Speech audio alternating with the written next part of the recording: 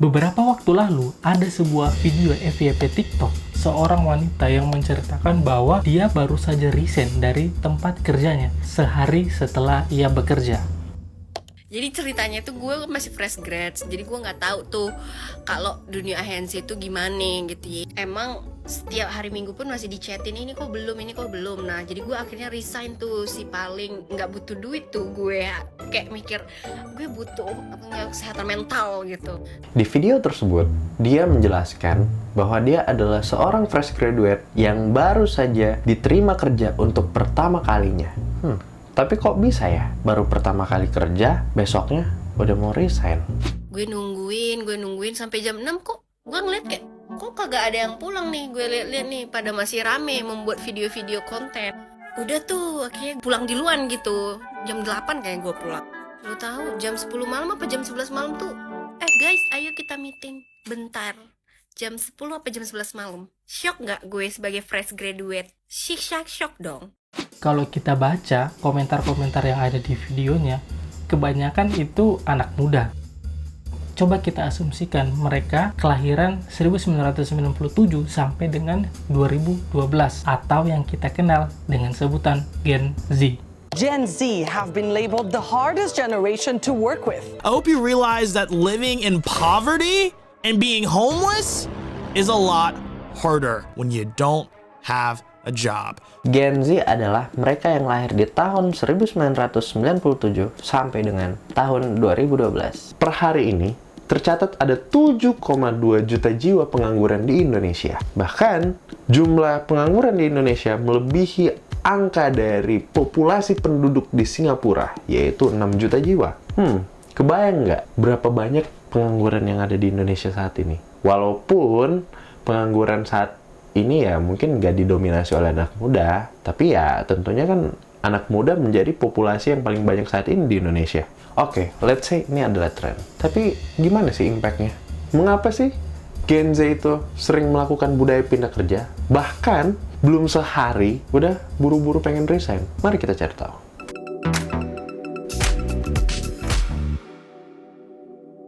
Perkenalkan, gue Faiz. Dan gue Erik. Tadi kan kita udah lihat di video sebelumnya, ada seorang fresh graduate yang pertama kali diterima kerja di suatu agensi, dan keesokan harinya dia memutuskan untuk resign. Itu kan fenomena yang cukup unik ya, di kalangan Gen Z. Menurut lo gimana? Kalau menurut gue ya, mau dibilang budaya pindah kerja, udah ada di generasi sebelumnya juga sebenarnya, di generasi milenial. Mungkin yang lebih concern adalah waktu singkat dia bekerjanya. Karena gini, kalau di generasi kita mungkin resign dalam kurun waktu 3 bulan bekerja, 6 bulan bekerja, itu sudah menjadi isu di kalangan HRD lah. Iya. Itu udah problem lah. Memang dia di video itu ada, dia keluhkan sih terkait office hour udah kelar, tapi kok pegawainya nggak ada yang pulang. Gitu. Akhirnya dia memutuskan untuk cabut duluan nih. Cabut duluan, ya walaupun sebenarnya dia udah sesuai dengan standar perusahaan. Begitu udah nyampe rumah, tiba-tiba ada notis yang masuk di grup, malam ini kita meeting dulu ya. Itu udah nggak masuk jam kerja lagi. Oh, tapi gue sepakat sih, ya kan itu kan di luar dari office hour dong. Ya benar dong. Benar. Emang karena kebetulan ini agensi yang memang mungkin jam office hour-nya tuh harus fleksibel mungkin ya. Benar. Ya, jadi di satu sisi menarik juga sih. Memang sometimes seorang pelamar kerja itu harus mengetahui, ya riset dulu kali ya. Tahu profil perusahaannya, bekerja di bidang apa, etos kerjanya seperti apa di dalam perusahaan itu. Benar. Karena ibaratnya kita memberikan waktu kita, dedikasi kita buat sebuah perusahaan. Jadi paling nggak kita harus tahu nih visi mereka apa, tenaga kita di situ itu benar-benar dimanfaatkan buat apa. Tapi gini, kalau kita lihat di komentar video itu ya, banyak dari mereka juga relate sama kondisi ex-pegawai itu. Benar. Jadi bahkan ada yang, dia baru masuk jam 9, begitu break jam 12, dia udah cabut. Motivasinya apa? Apakah memang ini ajang keren-kerenan atau memang ini sekedar ajang uji coba pekerjaan atau ada motivasi lain mungkin? Mungkin salah satu yang berpengaruh itu gaji ya kali ya. Salah satu gaji. Oke, anggaplah Bisa gaji. Bisa lingkungan kerja.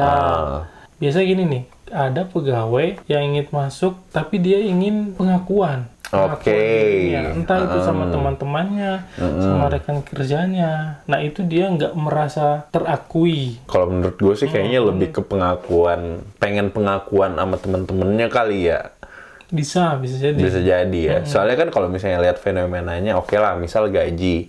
Ya emang sih kita nggak tahu ya, kan ada beberapa perusahaan khususnya kan di Indonesia ini kan ketika membuka lowongan kan ya nggak banyak kali ya yang langsung menginfokan gajinya. Nah beda lah kalau misalnya kita patokan kayak di Singapura dan di negara-negara lain itu bahkan di lowongan kerjanya pun dicantumkan range-nya berapa ya kan. Oke. Ketika gaji nggak sesuai, oke lah mungkin bisa ya mungkin out kan, bisa keluar. Nah kondisi lingkungan kerja, kalau misalnya kita bicara kondisi lingkungan kerja, bagaimana kita bisa menilai kondisi lingkungan kerja sedangkan kita nggak nyampe 24 jam di situ. Mungkin dia terlalu cepat untuk menyimpulkan kondisi yang dia baru ada di hari itu. Sementara kita untuk menilai sebuah budaya di perusahaan ya paling nggak 6 bulan lah minimal. 6 bulan ya untuk mengenal lingkungannya benar. ya. Kadang kita kan nggak tahu personalnya rekan kerja A yang di hari itu buruk, kita nggak tahu minggu depan dia udah ternyata orang ini nggak se-bad itu gitu loh. Jadi ya kalau misalnya kita bicara balik lagi ya, kita bicara ke Gen Z, bisa jadi kan faktor yang paling kuat kemungkinan adalah butuh pengakuan. Mengingat kan Gen Z ini kan tipikal ya apa ya, dikit-dikit healing kali. Isu mental health Isunya selesai. Karena ya mungkin dia nggak siap aja kali tiba-tiba meeting jam 11 malam gitu. Iya sih benar juga, memang ya butuh. Mungkin Gen Z itu lebih sadar kali ya tentang bagaimana mental health. Kalau zaman kita kan ya, mungkin apa itu mental health? Ini ya, back to the topic kan, maksud gua memang perlunya riset mungkin ya. Benar. Perlunya riset, jadi kita harus mengetahui ya. Maksudnya kayak yang di video itu kan dia masuk ke sebuah agensi. Nah, berarti kan sebelumnya kan harus tahu dulu dong agensinya itu seperti apa. Terus habis itu gimana budaya kerjanya, jam kerjanya itu gimana. Job desk-nya itu apa aja. Kalau menurut gue sih, ya selama fresh graduate mah nggak apa-apa sih. Maksudnya, lu kerja sekeras apa sih kerjaan tuh di luar sana?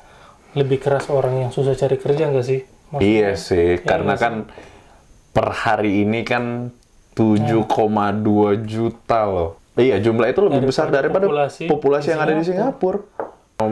Fenomena budaya pindah kerja dalam waktu singkat ini berdampak kepada perusahaan juga ya.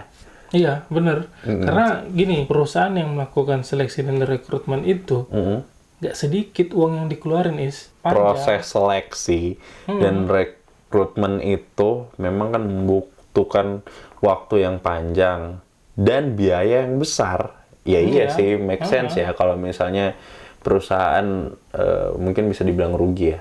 Bisa dibilang rugi bisa itu ya. Rugi. Mungkin itu aja kali ya. Apakah budaya yang dilakukan oleh Gen Z ini, yaitu pindah kerja dengan waktu yang relatif singkat ini dapat dimaklumi? Atau apakah itu hanya alasan mereka saja? Tulis di kolom komentar. Bye. Bye.